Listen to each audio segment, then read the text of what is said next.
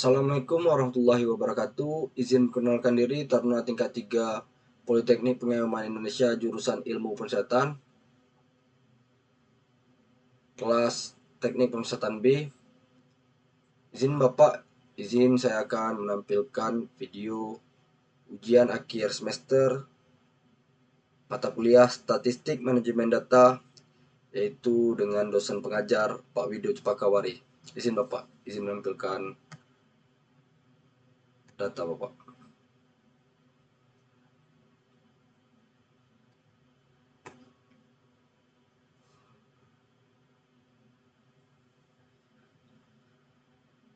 Jadi pada saat ini saya telah membuat coding dari data-data pengaruh religiusitas terhadap kontrol diri narapidana di Lapas X. Jadi berikut adalah data-data yang telah diberikan oleh dosen pengajar. Lalu setelah itu saya membuat menjadi suatu coding yang dimana di sini adalah jenis kelamin laki-laki yaitu 1, lalu usia rentang usia dari yang pertama 11 sampai 20, 21 sampai 30, 31 sampai 40, 41 sampai 50 dan 51 sampai 60. Dan di sini saya telah membuat data-data usianya dengan rumus sebagai berikut. Setelah saya membuat data-data usia, lalu saya membuat vonis bulan dengan range kelasnya ada di yang pertama ada 46 sampai 55, yang kedua ada 56 sampai 65, yang ketiga ada 66 sampai 75, yang keempat ada 76 sampai 85, yang kelima ada 86 sampai 95, yang keenam ada 96 sampai 105 dan yang terakhir ada 106 sampai 115. Dan di sini rumus Excel-nya juga hampir sama. Di sini saya mengambil rumus-rumus dari Excel yang dimana rentang-rentang vonis tersebut telah terisi otomatis. Lalu selanjutnya ada di data pendidikan. Data pendidikan memiliki beberapa kelas seperti yang pertama tidak tamat SD, yang kedua SD, yang ketiga SMP, keempat SMA, dan kelima sarjana. Dan rumus-rumus Excel-nya telah saya buat juga. Lalu yang selanjutnya ada kasus. Kasus itu ada dibagi menjadi 6. Yang pertama korupsi, kedua narkoba, ketiga pembunuhan, keempat pencurian, kelima perlindungan anak, dan keenam lain-lain. Di sini juga saya sudah membuat coding dari Excel untuk mempercepat memperoleh data dari jenis-jenis kasus ini. Lalu yang terakhir ada pembinaan sendiri ada 8 kelas. Yang pertama ada kerohanian, kedua laundry, ketiga menjahit, keempat pertanian, kelima peternakan, keenam PKBM, ketujuh pramuka, ke-8 seni. Jadi saya akan contohkan seperti apa rumus dari atau menjelaskan rumus dari Excel tersebut. Jadi di sini saya memakai rumus IFS buka kurung J2. Kenapa J2? Ya karena di sini kita ambil dari kolom pembinaan menjahit, yaitu dari J dan di sini 2. Lalu saya mengetik rumus kelasnya. Yang pertama kerohanian yaitu 1 seperti yang sudah dicantumkan di sini. Kerohanian adalah 1. Lalu yang kedua J2 seperti tadi, J2 ini J2 yaitu laundry, ketiga menjahit, pertanian, peternakan, PKBM, pramuka, dan seni. Begitu juga dengan rumus-rumus yang lain seperti H2 diambil dari H2, di sini duanya. Yang pertama yaitu korupsi. Jadi saya pilih dari jenis korupsi itu adalah 1 seperti yang contoh yang sudah saya buat.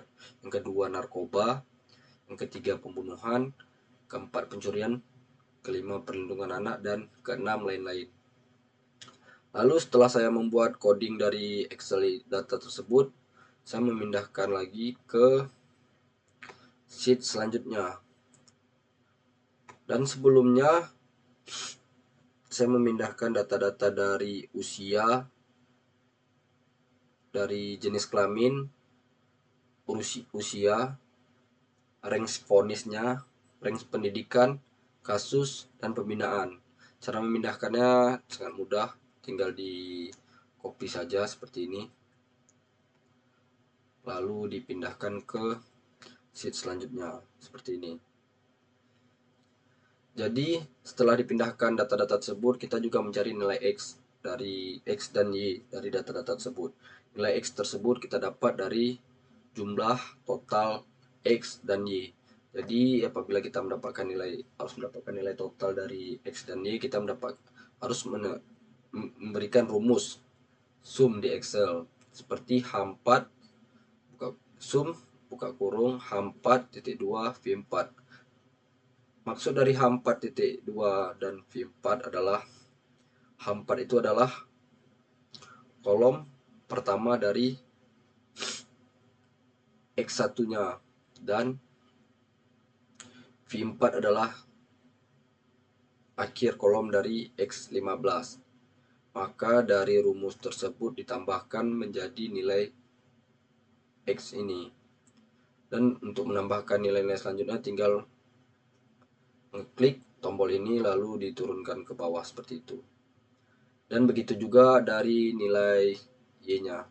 Nilai Y-nya saya dapatkan dari rumus sum juga, jadi X4.2 BA4.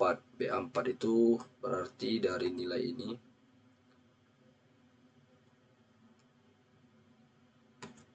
Dari nilai X4 ditambah menjadi BA4 ini, BA4.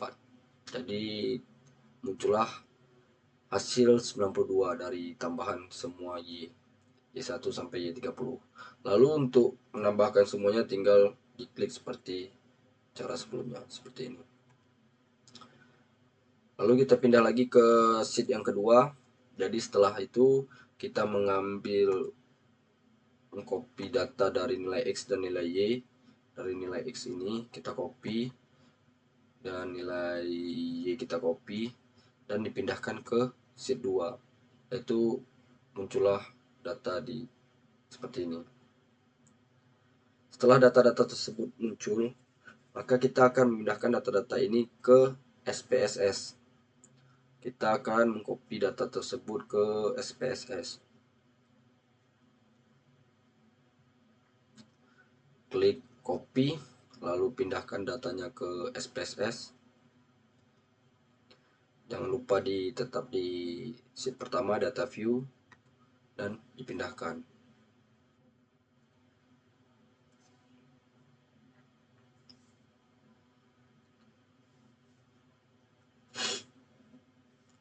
Setelah muncul data-data tersebut, maka kita akan kembali ke halaman selanjutnya untuk mengubah nama. Seperti yang pertama ada jenis kelamin,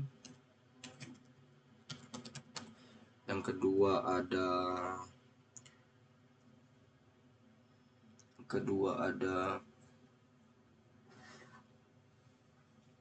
usia, yang ketiga ada vonis, lalu selanjutnya ada pendidikan, selanjutnya ada kasus, pendidikan, kasus, dan selanjutnya ada pembinaan, dan yang terakhir ada nilai X dan Y.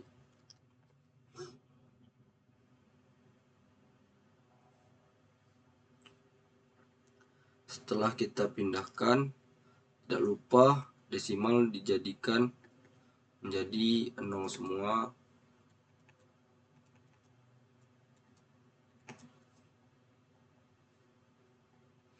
Jadikan menjadi 0.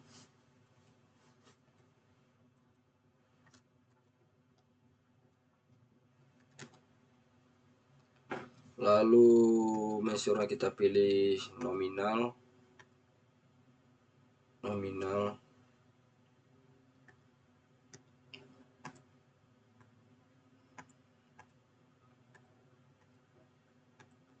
Dan untuk nilai X dan Y nya kita pilih scale.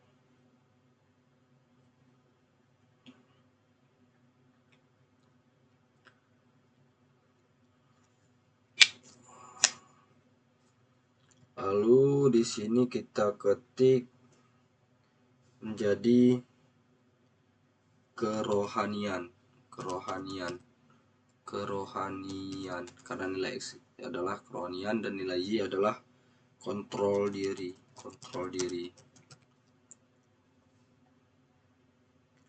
Lalu kita buka analyze yang pertama.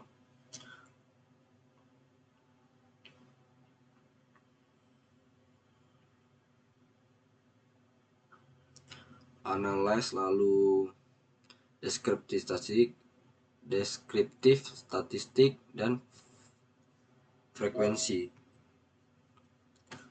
Lalu semua data ini kita pindahkan ke kanan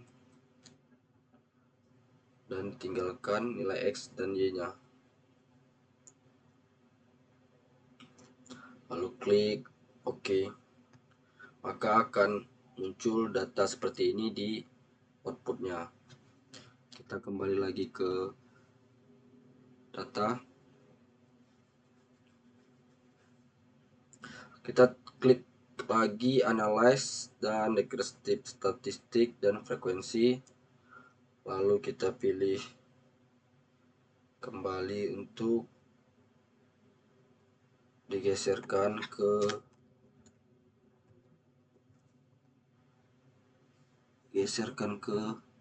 sebentar, analyze, deskriptif statistik, frekuensi, jenis kelamin, usia, vonis, pendidikan, kasus pembinaan kita kembalikan ke sebelah kiri, dan nilai kerohanian X dan kontrol diri kita balikan ke sebelah kanan. Lalu klik statistik, min, median dan mode kita centang, serta standard deviation yang juga kita centang.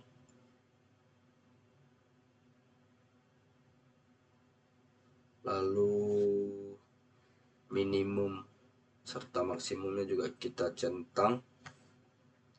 Lalu klik continue dan display frequency table kita matikan, lalu klik OK, maka akan muncul data di outputnya. Setelah itu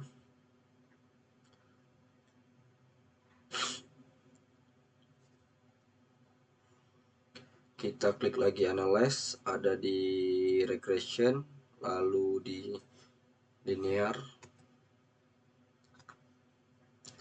Jadi kontrol diri kita pindahkan ke dependent, lalu kerohanian kita pindahkan ke independent, dan kita save. Kita centang nilai understated-nya,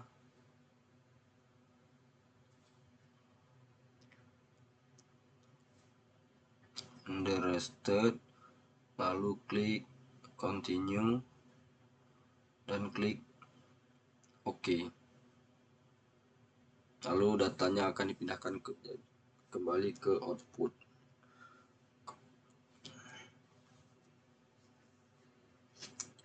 Maka di sini akan muncul nilai res. Lalu kita klik lagi analyze, lalu ke non-matic test, legacy dialog, dan legacy dan simple KS. Lalu nilai dari constraint residualnya kita pindahkan ke kanan.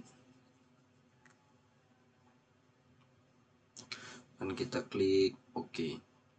Maka data tersebut akan dipindahkan ke output.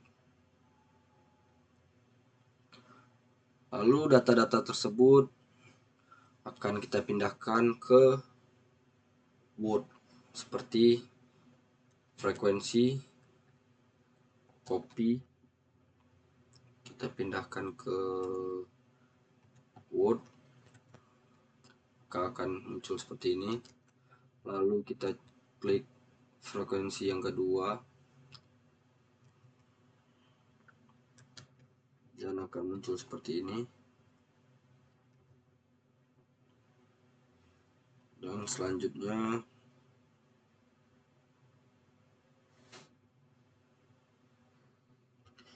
kita mengambil data dari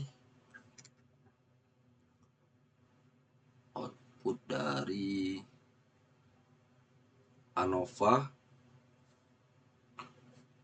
model summary yang bisa kita copy saja. Kita copy lalu pindahkan ke Word, dan summary-nya kita pindahkan ke Word. Lalu kita tambahkan ANOVA-nya.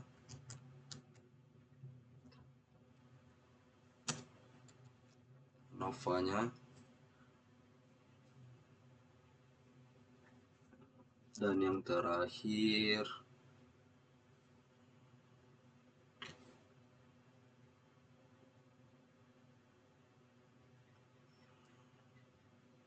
ANOVA sudah, berarti yang terakhir tinggal one sample Kolmogorov-Smirnov test atau NPAR testnya ke Word juga. Di sini data-datanya telah kita pindahkan semua ke dokumen Word.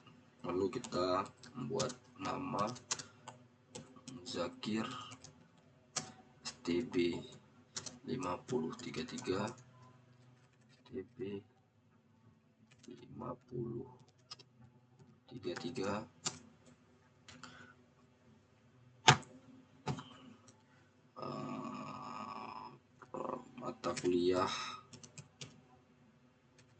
mata kuliah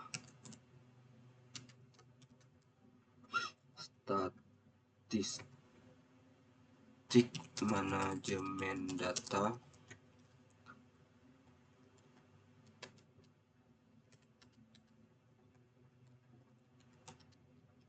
serta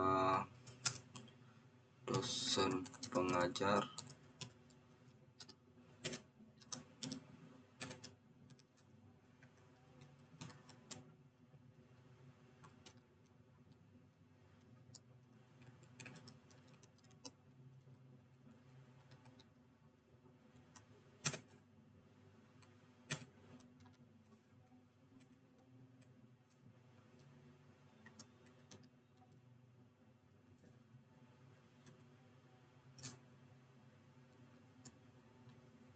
dosen pengajarnya Pak Widu Cepaka Warih. Lalu setelah itu kita akan memasukkan nilai-nilai dari interpretasinya seperti frekuensi, lalu ada statistiknya, ada jenis kelamin, usia, vonis, pendidikan, kasus, pembinaan, frekuensi, maksudnya. Jadi untuk mempercepat waktu, saya sebelumnya sudah membuat interpretasinya di dokumen Word lain seperti ini. Ini yang sudah saya buat sebelumnya.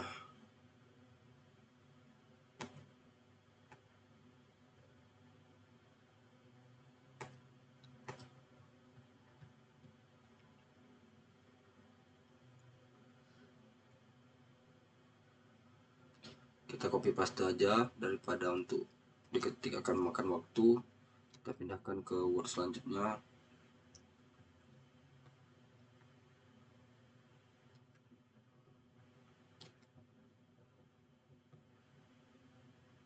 Jadi di sini interpretasinya adalah data ini mencakup 189 responden, ya, ini jenis kelamin laki-laki semua, dan tidak ada nilai yang hilang, missing. Jadi nilai dari statistik ini semuanya akurat. Serta variabel-variabel yang dianalisis meliputi yang pertama ada jenis kelamin, usia, ini dia jenis kelamin, usia, vonis, pendidikan, kasus, pembinaan, dan pembinaan. Jadi ada 1, 2, 3, 4, 5, 6, 7, 8, ada 8 analisis termasuk kerohanian dan kontrol diri, nilai X dan nilai Y. Lalu di jenis kelamin sendiri saya sudah membuat interpretasinya. Jadi seluruh responden adalah laki-laki. Kategori 1 ini, kategori 1 100% laki-laki dan 189 orang. Lalu di usia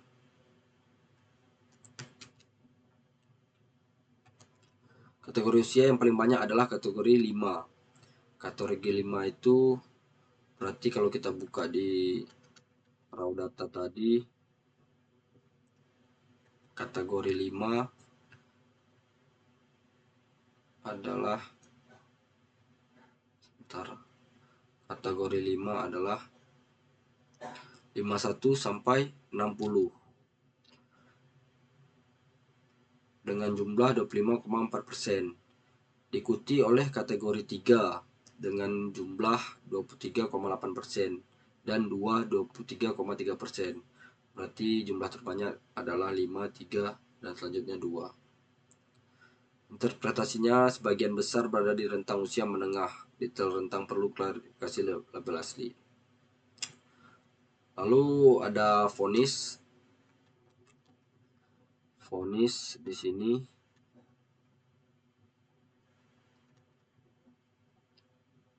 jadi saya sudah membuat juga interpretasinya.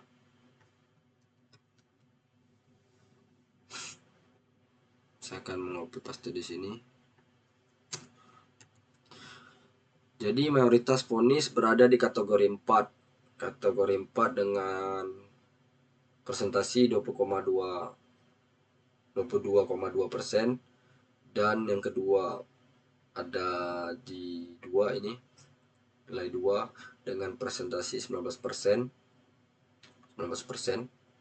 Ya, habis itu vonis paling ringan atau mendalam kategori 7. Berarti kategori 4 tadi adalah vonis kategori pertama tadi 4 adalah dari rentang 76 sampai 85 bulan. Yang kedua ada di nomor 2 19%, yaitu 56 sampai 65.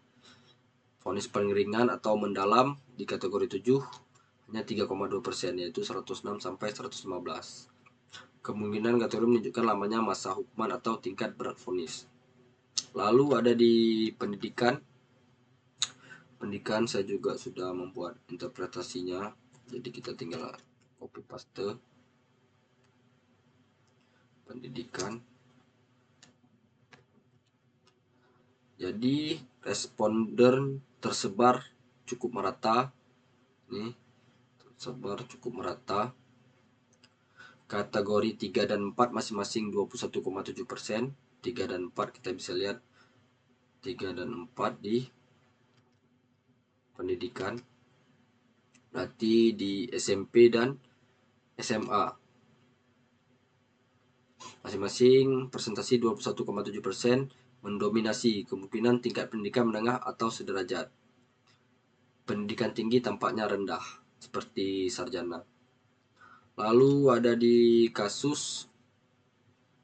Di kasus kita sudah membuat interpretasinya juga.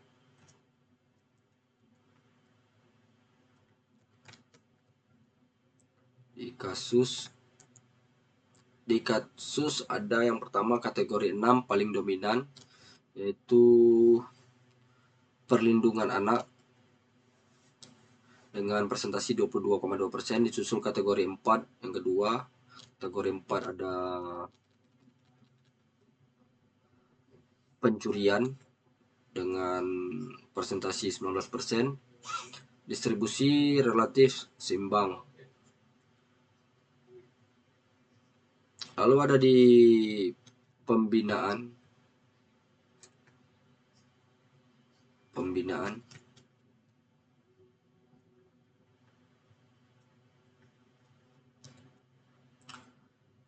Jadi pembinaan ini kategori paling tingginya di kategori 5. Kategori 5 di pembinaan adalah peternakan. Jadi dari tabel di atas sudah jelas adalah di kategori 5, 15,9%. Ini 15,9% kategori 5. Lalu diikuti oleh kategori 1. Kategori 1 presentasinya 14,3%. Dan 2 di 13,2%. Ini 13,2%. 1 dan 2 itu berarti kerohanian dan laundry. Jadi ini menunjukkan variasi metode atau durasi pembinaan yang diterima. Lalu di selanjutnya ada di frekuensinya statistik. Kita copy paste saja.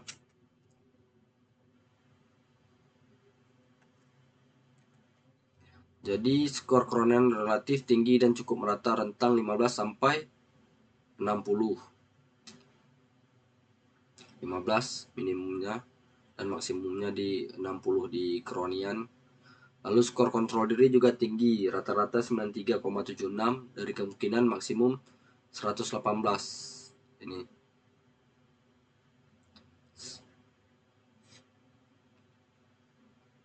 rata-ratanya 93,76 dan maksimumnya 118 serta minimumnya 30. Distribusi cenderung normal, dikonfirmasi oleh uji Kolmogorov-Smirnov.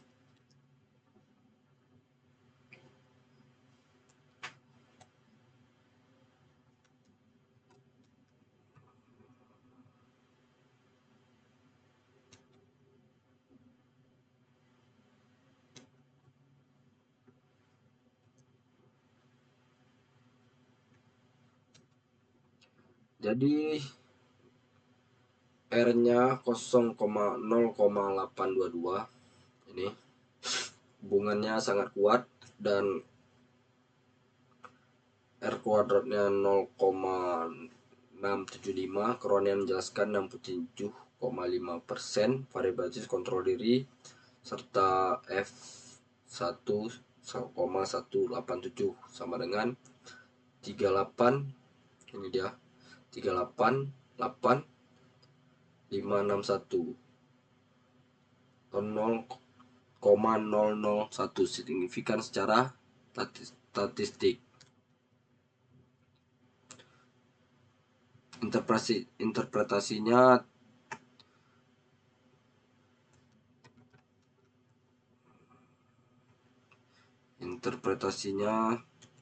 tingkat kerohanian memiliki pengaruh signifikan dan besar terhadap tingkat kontrol diri. Semakin tinggi kerohanian, semakin baik kontrol diri yang dimiliki. Lalu yang terakhir ada one sample Kolmogorov-Smirnov test, yaitu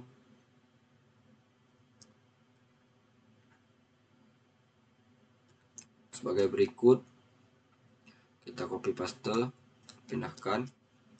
Jadi uji Kolmogorov-Smirnov pada residual menunjukkan nilai P sama dengan 0,057 atau 0,05. Lalu distribusi residual mendekati normal mendukung asumsi regresi linearnya. Nih, yang pertama pada residual menunjukkan nilai P 0,57. kesimpulan umumnya, jadi seluruh responden adalah laki-laki. Mayoritas berusia menengah dengan tingkat pendidikan menengah. Lalu yang kedua, kerohanian terbukti memiliki pengaruh kuat dan signifikan terhadap kontrol diri. Lalu yang ketiga, program pembinaan dapat difokuskan pada aspek kerohanian sebagai strategi penguatan kontrol diri bagi narapidana. Jadi sekian data-data atau simulasi cara untuk membuat SPIS dan data dari raw data yang telah diberikan oleh Pak Wido seperti berikut. Mungkin hanya ini yang dapat saya tampilkan, lebih dan kurang saya mohon maaf. Terima kasih. Assalamualaikum warahmatullahi wabarakatuh.